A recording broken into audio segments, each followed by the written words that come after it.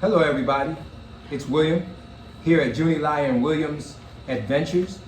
We're here to do an interview with Okolo and Jasmine. They're living in the Philippines now and they have a pretty interesting story that we want to talk to you guys about. And we'll be getting back to you in a few minutes with Okolo and Jasmine's story here in the Philippines.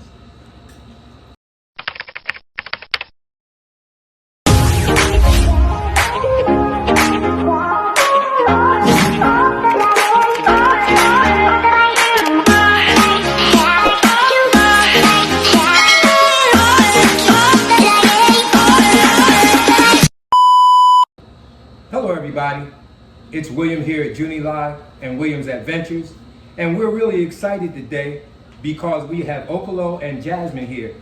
They've been here in the Philippines for quite a while and they'll tell you their story. They're actually young people, 25 and 26, and they're living here in the Philippines and they got a story to tell. So I'm gonna let them introduce yourself. Introduce yourselves to our subscribers, Jasmine and Okolo.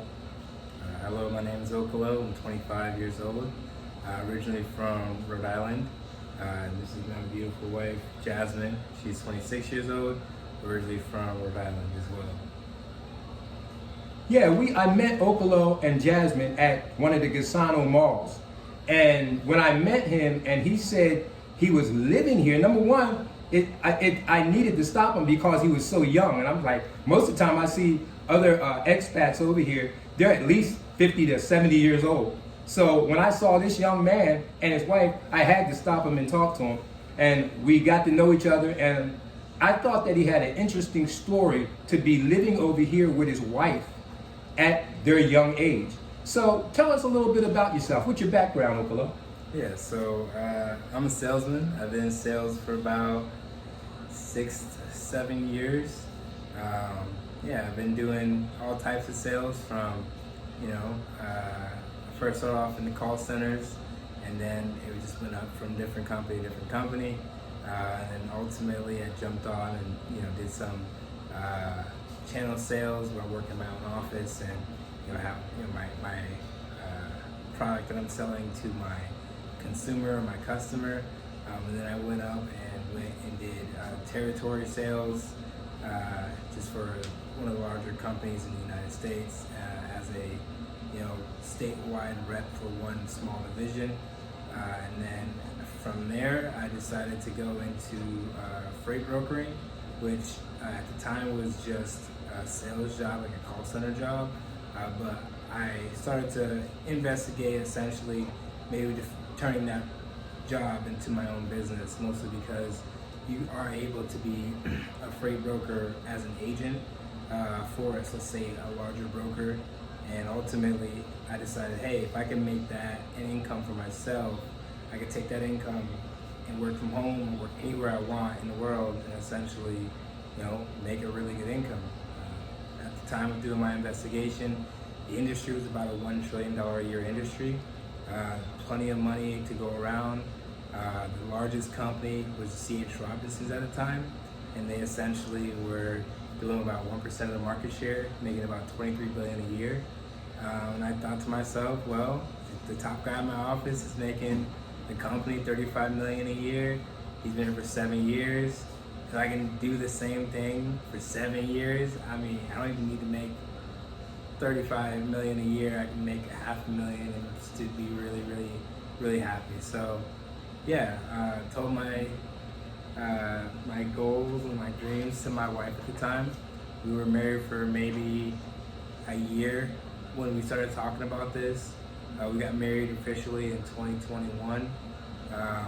Congratulations. Yeah, so we've been married for almost 3 years as of 2 or 3 months from now, and we've been together for a long time. So we've been together since we were like 17, and that's been like 7 years, almost 8 years next year, and so we just made a decision. Let's go to the Philippines, and we might get into some questions more in detail, but ultimately that was essentially the gist.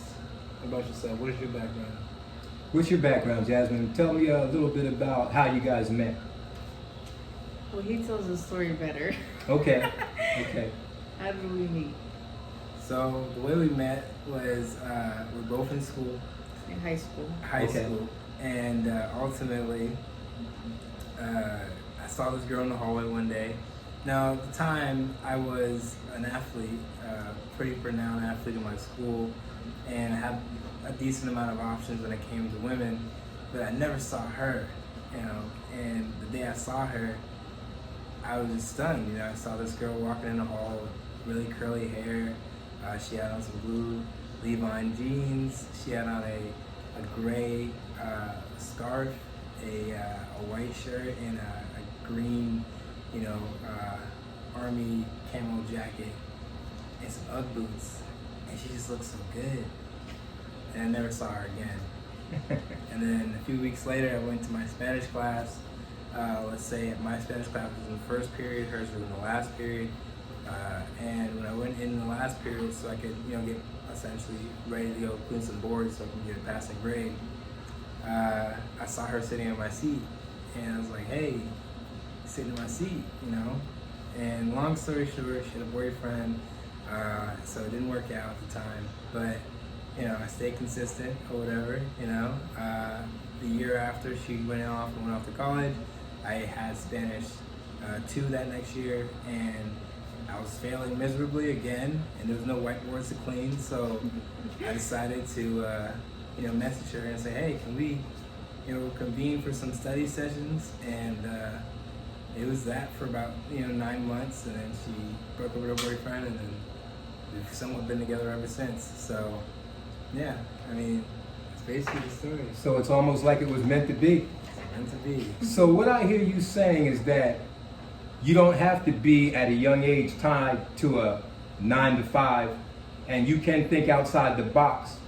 I see you and Jasmine living in the Philippines. Now, to me, that's what made it so unusual, that you guys didn't come over here for vacation. You didn't come to visit. You guys are actually living here at 25 and 26. When I talk to some of the other expats I know, they thought that that was amazing. And I thought that your story needed to be told. You guys' story needed to be told, because a lot of young guys that they question us on our channel, and they're saying, "Man, well, that's for you guys that are seniors. It's good that you guys can go over there and get a Social Security check, you can get your pension, you're retired." But hearing your story shows that if you can think outside the box a little bit, you know how to work online, you can retire and you can call your own shots at a very young age. Right. Well, retirement and wealth, first and foremost, not something that you achieve as far as in years or in age. It's something you can achieve at any time in your life.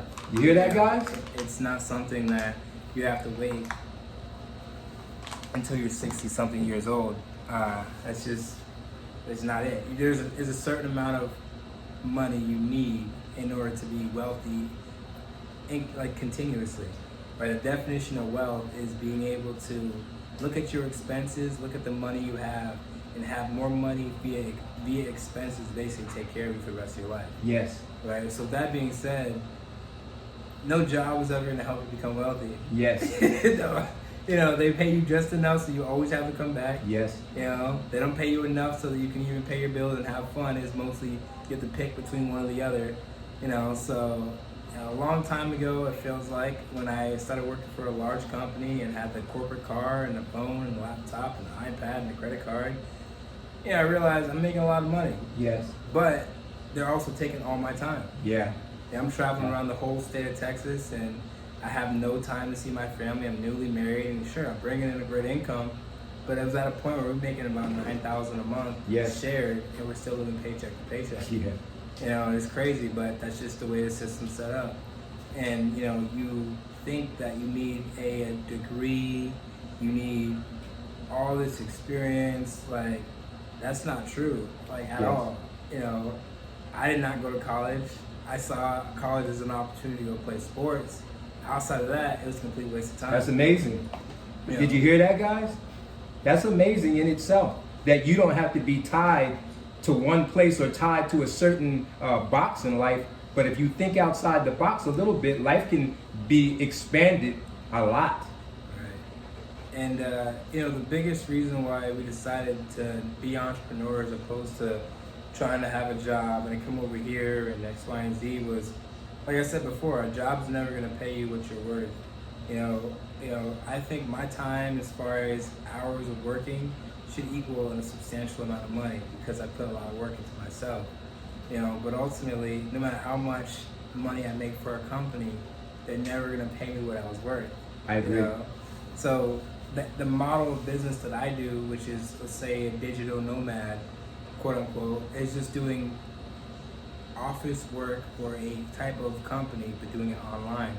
And there are definitely a lot of sectors outside of the freight industry or the transportation industry, logistics industry, that can give you that option, right? If you wanted to be a consultant for, let's say, a cruise line, and you're essentially selling their products and services, you can work from home.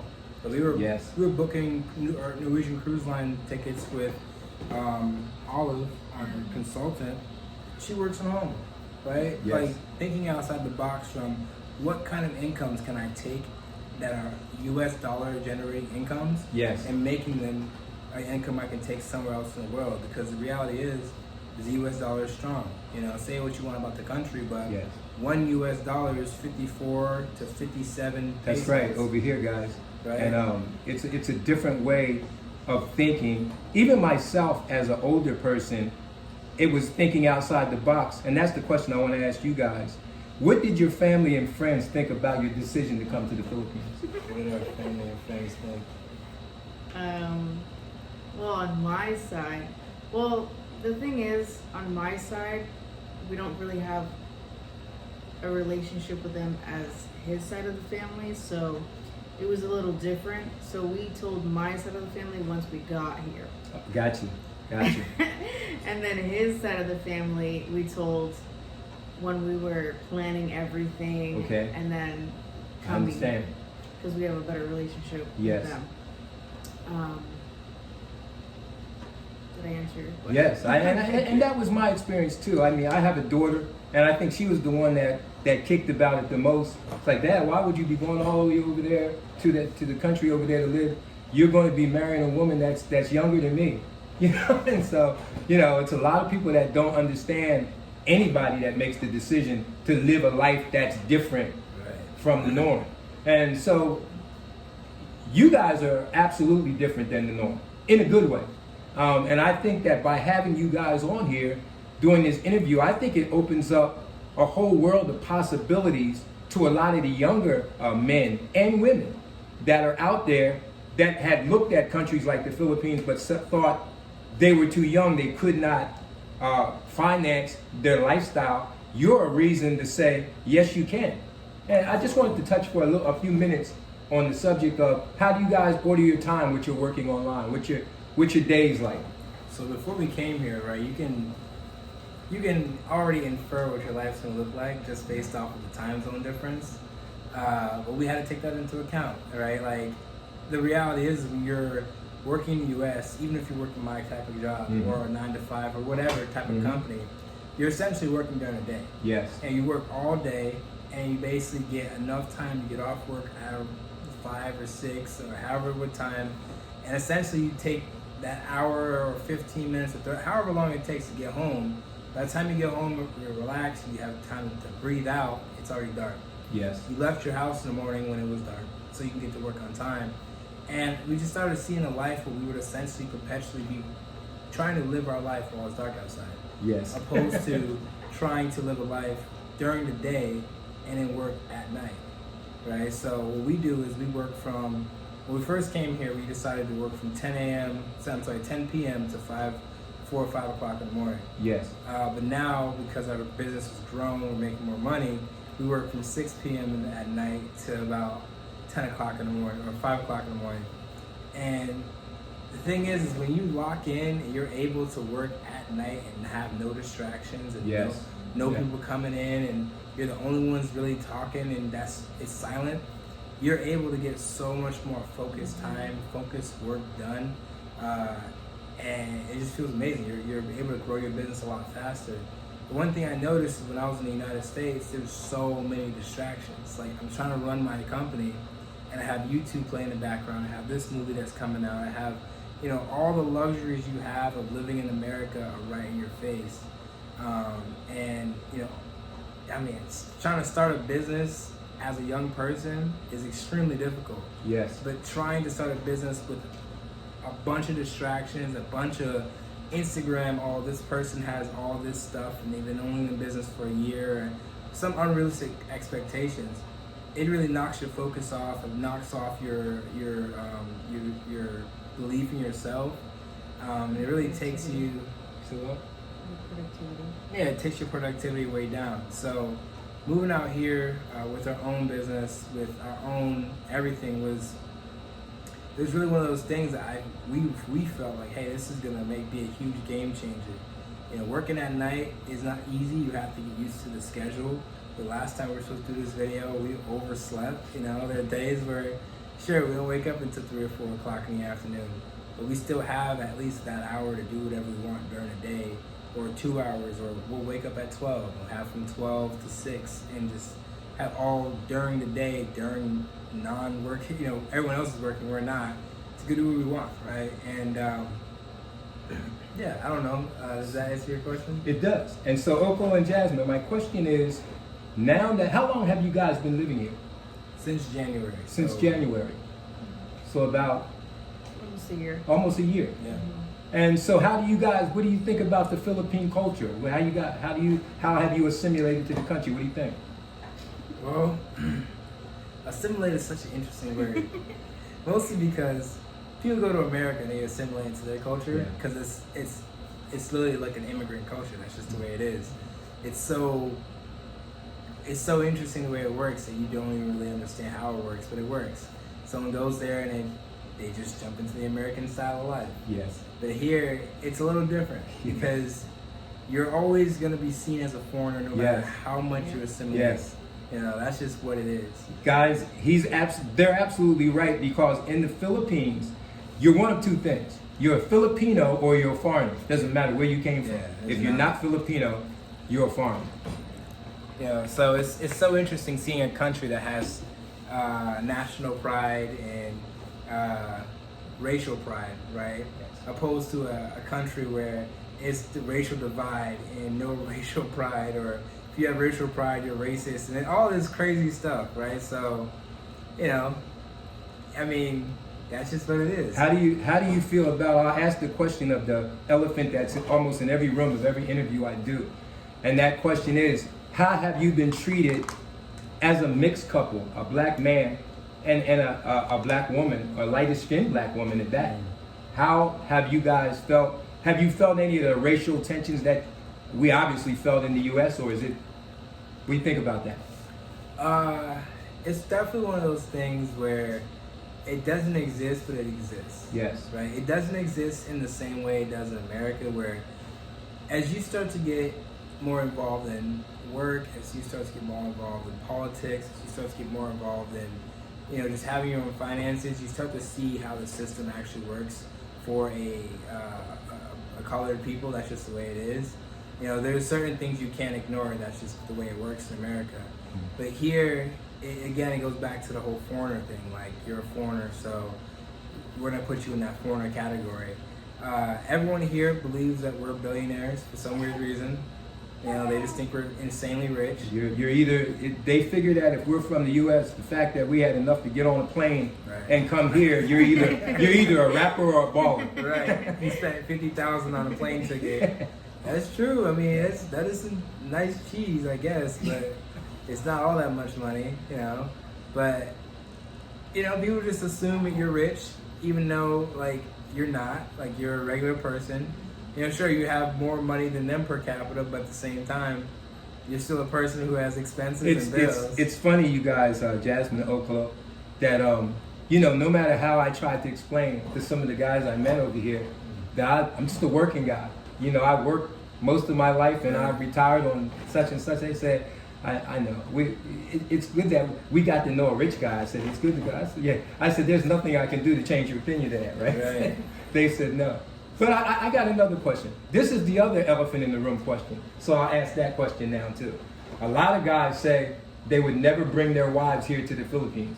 They say they would never take sand to the beach. That's because they said there's so many Filipino women here that they would feel uncomfortable with their husband being here. I've seen very few people that have brung their wives. So what do you think about that, you guys? Well, I'm actually, we're actually polygynous. So, Explain what that means to our audience. So polygyny, not polyamorous or not whatever the other terms are. We believe that a man can have multiple wives. Not only do we believe that, we live that lifestyle, and ultimately, that lifestyle is backed by our biblical beliefs, right? So, in the Bible, some of God's favorite men, most of God's favorite men were polygynous, between Abraham, Jacob, right? David, Solomon, all these different men that were some of God's right-hand man, right? And then there are laws in the laws of Moses that essentially allocate rules behind how you should go about a polygynous marriage.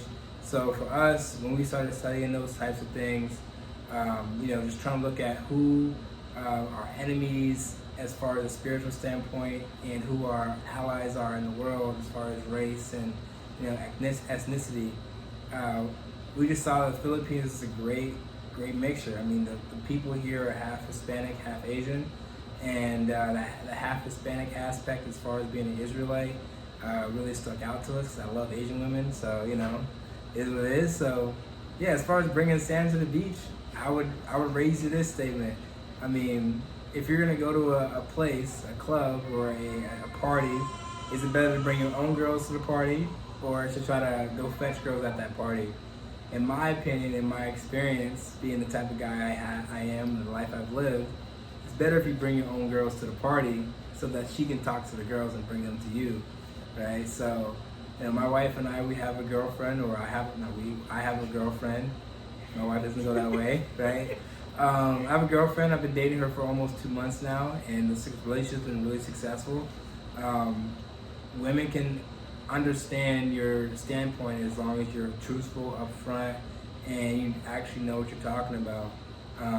They can understand. So the idea of this backwards polygyny, where I have a wife and a girlfriend on the side, or a mistress, the idea of trying to have my little sneaky links or side chicks or whatever the time baby mama's fun time from one time, that's just not something I'm interested in.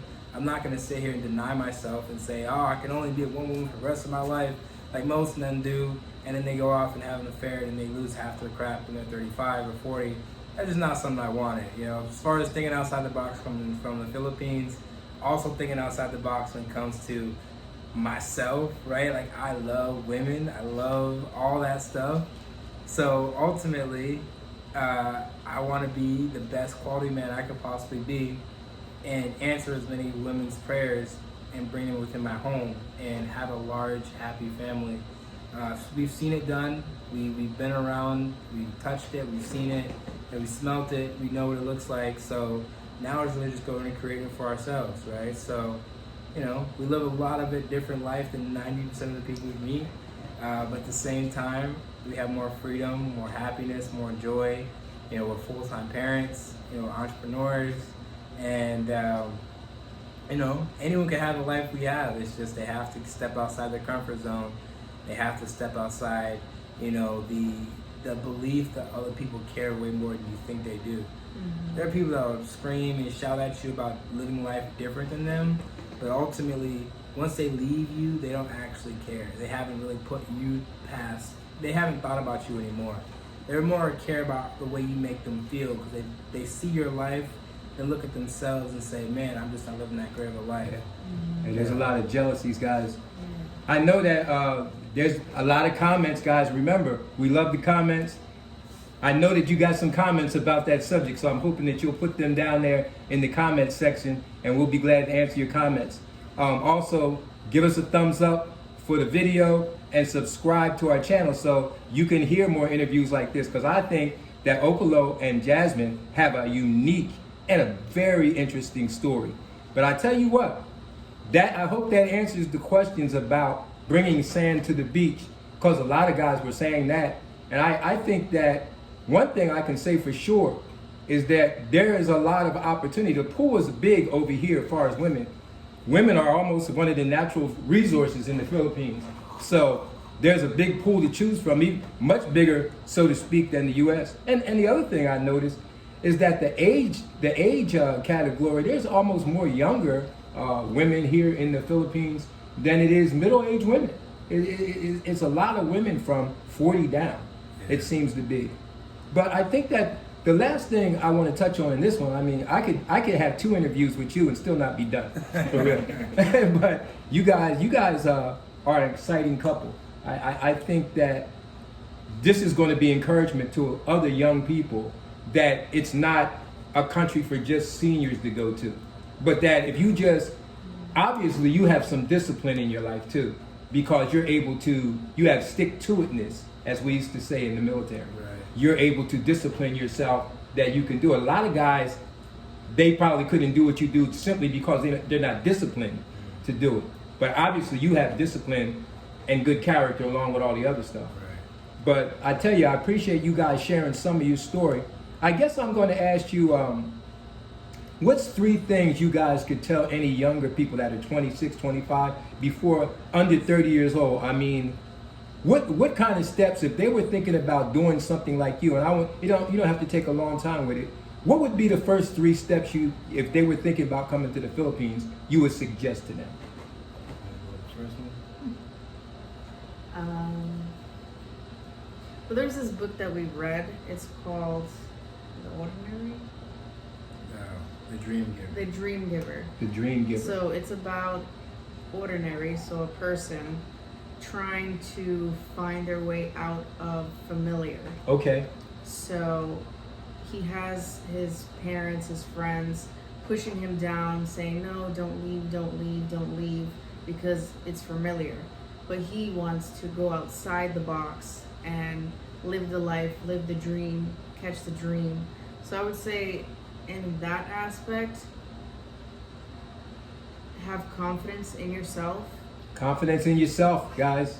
And not shy away from your dreams because other people are putting you down or discouraging you.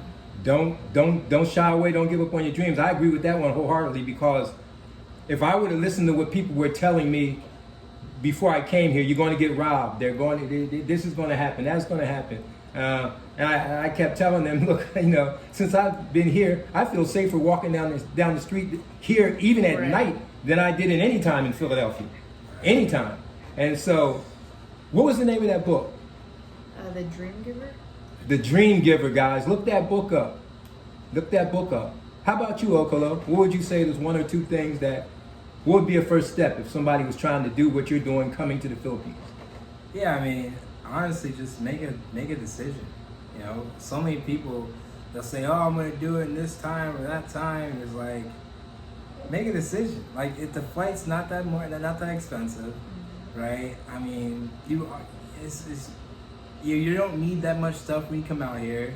You come here and yeah, things are cheaper, but you realize half the stuff in your American style home that you had, you don't even need. You don't even need it, right? Like, you start to realize life does not have to be so glamorous and Instagrammable and all this other stuff. And then last thing I would say to start looking at before you come here is figure out how much money you think you would need to be comfortable, and cut that in half.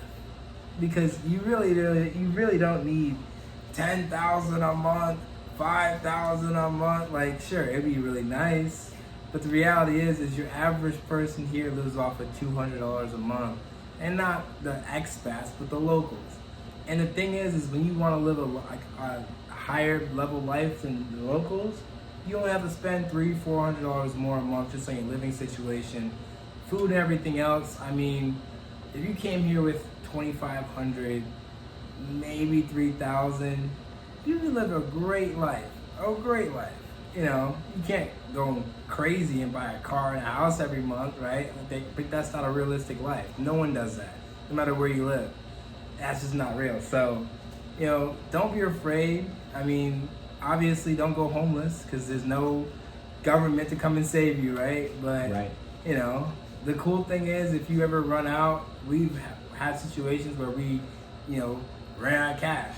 And it's like, hey, I need you to go Western Union, it's $50, and now I have 2,500 pesos, and can do whatever I want, whatever the case may be. So if you come here and you feel a little scared, talk to your family about it. Make sure that they'll support you if anything goes crazy or anything goes wrong. But for the most part, come out here for 6 months, see what it's like.